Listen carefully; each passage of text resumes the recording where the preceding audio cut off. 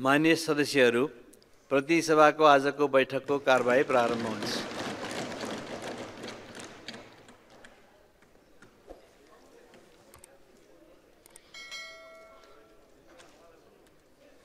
माननीय सदस्यहरू सबै उठ्नु भएको छ।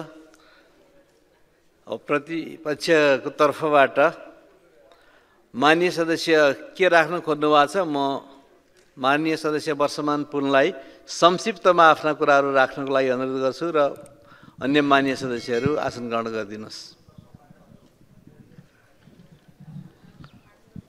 सम्माननीय सभामुख महोदय, यो हप्ताभरि सार्वजनिक मिडियामा, सामाजिक सञ्जालमा, घर घरमा एउटा विषयले प्रमुखता पाएको छ। आम नेपाली जनताले सरकार र सरकारको शैलीप्रति चिन्ता व्यक्त गरिरहेको छ।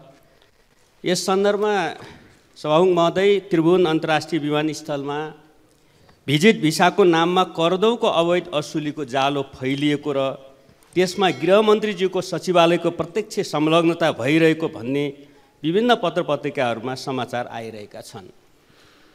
यो कुनै सामान्य भ्रष्टाचारको घटना मात्र होइन, यो त रोजगारीको रूपमा विदेश जान खोजेका सामान्य युवाहरूमाथि गरिएको लुट र सङ्गठित मानव तस्करीसँग जोडिएको विषय हो। उपलब्ध तथ्याङ्कहरू अनुसार औसतमा प्रति महिना 20,000 भन्दा बढी नेपालीहरू भिजिट भिसामा बाहिर जाने गरेको देखिन्छ। यीमध्ये 40% जति व्यक्तिहरूसँग प्रतिदिन 50 लाखदेखि 3 करोडसम्म उठाउने गरिएको भनिएको छ। यही अनुपातमा गत असोजदेखि मात्र पनि 120 करोडदेखि 400 करोडसम्मको भ्रष्टाचार भएको हुनसक्छ। सम्माननीय सभामुख महोदय, यत्रो ठुलो खेल कुनै राजनीतिक संरक्षण बिना सम्भव हुन सक्ला? सभामुख महोदय, अख्तियारले मुख्य आरोपी भनेका सहसचिव तीर्थराज भट्टराईलाई गृहमन्त्रीकै अग्रसरतामा त्रिभुवन अन्तर्राष्ट्रिय विमानस्थलमा पठाइएको देखिन्छ। विवादित पृष्ठभूमि भएका यसभन्दा पहिले नै विभिन्न अनियमिततामा जोडिएका सहसचिवलाई गृह सचिवज्यूले रोजी छाडी कसरी इन्भर्टेड कमामा मालदार भनिने चिनेको अड्डामा पठाउनु भयो? के साँच्चै मन्त्रीज्यूलाई ती सहसचिव एकदमै सक्षम सोच्छन् भनेर हो कि या अन्य कुनै स्वार्थ थियो? यो अनुसन्धानको विषय हो। सभामुख महोदय, यसरी म संक्षेपमा मात्रै राख्न चाहन्छु कि आजै धेरै विषयमा बोल्नुभन्दा पनि माननीय गृहमन्त्रीज्यू आफ्नो पृष्ठभूमि हेर्दा कानुन ब्याकग्राउन्डको हुनुहुन्छ, मानवाधिकार ब्याकग्राउन्डको हुनुहुन्छ, शान्ति प्रक्रियाका विभिन्न श्रृङ्खलामा काम गर्नुभएको व्यक्तित्व हुनुहुन्छ। आफ्नो दलको प्रमुख सचेतक भएर विभिन्न संसदका विषयहरू ह्यान्डल गर्नुभएको छ। हामी अघिल्लो सेसन मात्रै हेऱ्यौँ भने पनि माननीय गृहमन्त्रीज्यू प्रतिपक्ष बेन्चमा बसेर धेरै नेताहरूमाथि, मन्त्रीहरूमाथि उठेका विषयहरूमा नैतिकताका प्रश्नदेखि धेरै विषयहरू उठाउँदै हुनुहुन्थ्यो। म त्यो सम्झन चाहन्छु। त्यसो गर्दा हामी प्रमुख प्रतिपक्षी दल लगायत प्रतिपक्षीहरूको तर्फबाट यो सन्दर्भमा स्वयं गृहमन्त्रीज्यूले नै सरुवा गरेको व्यक्ति कार्यालय प्रमुख रहेका छन्। उहाँको सचिवालय यसमा तानिएको छ, जोडिएको छ।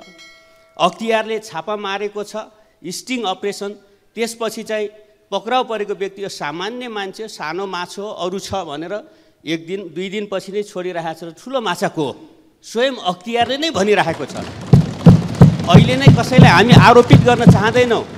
सम्मानित सभामुख महोदय, यो सबै सन्दर्भमा अनुसन्धान गर्ने निकायहरू सबै नै माननीय गृहमन्त्रीको मातहतमा रहेका छन्। सम्पत्ति शुद्धिकरण समिति होला, CIB होला, अरू धेरै निकायहरू। यस सन्दर्भमा माननीय गृहमन्त्रीजीले राजीनामा दिएर अनुसन्धानको लागि मार्ग प्रशस्त गरिदिनुहोस् भनेर हाम्रो विनम्र अनुरोध छ। उहाँको संलग्नता छ भनेर अहिले हामी दाबी गरिरहेका छैन। उहाँका सचिवालय अरू धेरै कुरा आइरहेको छ। अहिले हामी धेरै कुरा उहाँलाई आरोपित गर्ने, अहिले सामान्यतया नेताहरूमा, पार्टीहरूमा नैतिकताको प्रश्न उठिरहेको, अविश्वास भइरहेको बेला अझ थप कोही नेताप्रति, कोही पार्टीप्रति अविश्वास फैलाउन हामीलाई रुचि छैन।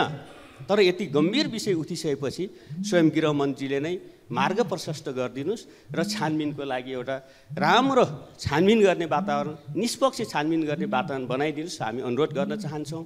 यो अवस्था नबन्दासम्म हामी सम्पूर्ण प्रतिपक्षको तर्फबाट यो नियमित प्रक्रिया अगाडि बढ्न दिन सक्दैनौँ। हामी यो म जानकारी गराउन चाहन्छु। धन्यवाद।